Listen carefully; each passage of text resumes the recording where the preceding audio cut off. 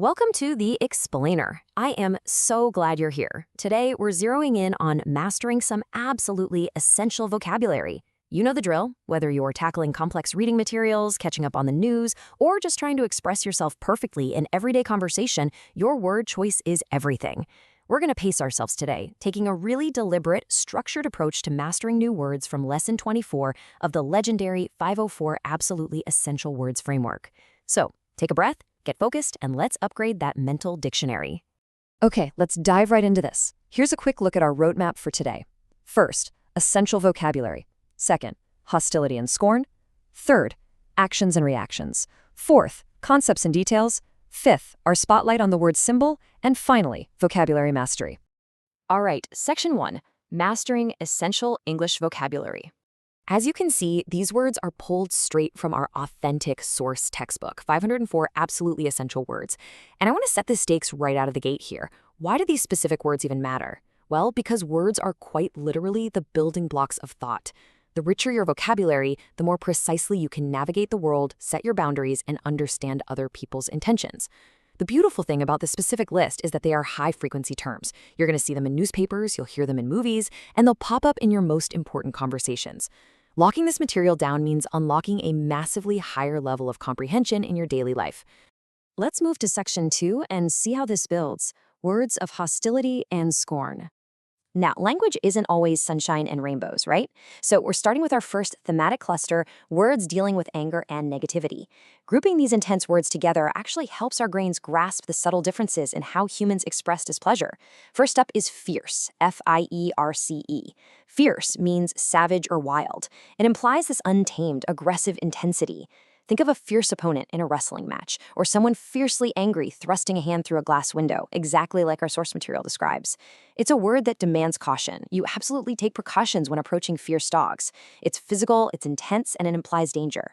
Next up, we have detest. To detest is to dislike very much, to utterly hate. I really want you to hear the sheer intensity here. You don't just kind of dislike being lied to, you detest it. Our source text gives us some great examples, like detesting people who aren't valiant, or maybe a parent who detests their daughter's boyfriend because he was a delinquent. You can even detest a certain type of food. But as the book jokingly notes, even if I detest it, I won't deprive you of the chance to eat it.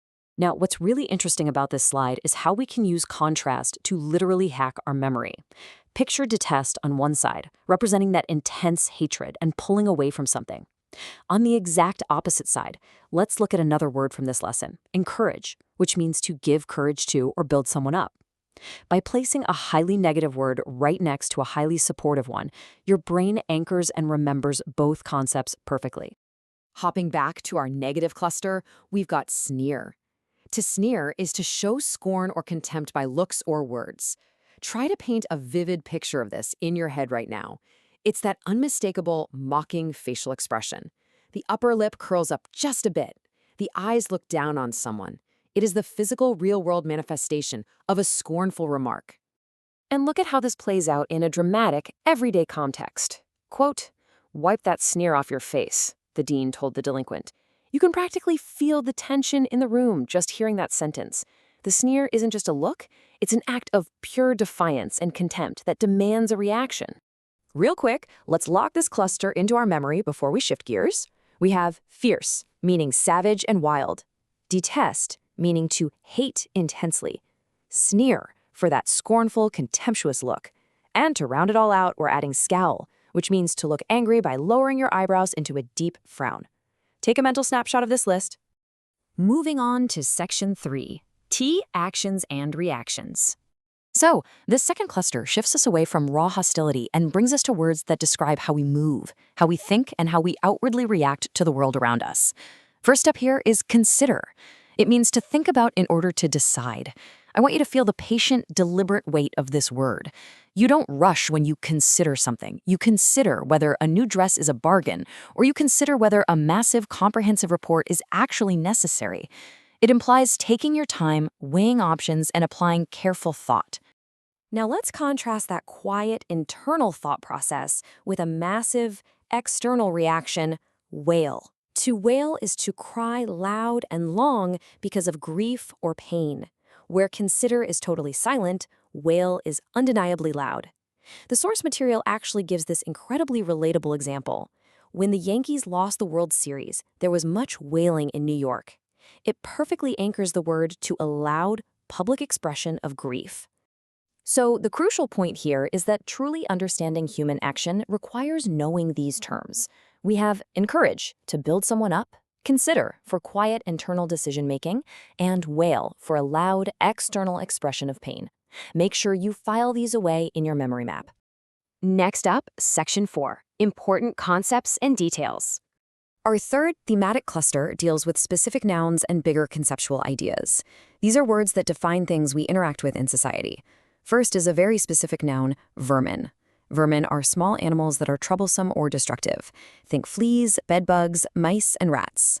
The source text strongly associates this word with things we typically want to eliminate from our homes, noting that even if they aren't always visible, vermin often inhabit every single house in a city. It's the ultimate collective term for pests. On a completely different conceptual level, we have authority. Authority is the right to command or enforce obedience. Now, this could refer to an author whose work you appeal to in support of an action, or it could be a major governing body. Neutrally presented in our text, we get an excellent example. The Supreme Court is entrusted with the authority to interpret the Constitution. It is the firmly established right to command. Let's summarize these concepts to ensure maximum retention. We've got vermin, representing troublesome pests, authority, the right to command, and we'll also add two closely associated words from this lesson's exercises. Neutral, meaning impartial and not taking sides in a conflict, and trifle, meaning just a small amount. These concepts give serious precision to the details of everyday life. Section 5. Spotlight on the word symbol. And this brilliantly illustrates what might be the most culturally significant word in Lesson 24. We're doing a deep dive into the word symbol. Let's build a little anticipation for just how vast the implications of this single word truly are. As the source text points out, civilization itself is incredibly dependent upon symbols. Without them, our world would be totally drab and dull. Think about it. An olive branch is a symbol of peace. A statue outside a court building is a symbol of justice. Heck, the very words we use to communicate, everything in writing, logic, mathematics, science, and religion, are merely symbols representing the things and ideas they describe. Grasping that really elevates how you view language itself. Finally, Section 6. Test your vocabulary mastery. You have officially mapped out words of hostility, actions, reactions, conceptual details, and symbols. You've locked these clusters right into your mind. But remember, vocabulary isn't just about passive listening. It is all about active application. So I want to leave you with this provocative question. Which of these 12 essential words are you going to use today to express yourself? Will you encourage a friend? Will you carefully consider a big decision? Or maybe you'll notice a symbol in your environment that you previously just walked right past. I enthusiastically challenge you to take this mental map out into the real world immediately. Apply these words, speak them out loud, and watch your communication become sharper and more precise. Thank you so much for joining me for this explainer, and keep on learning.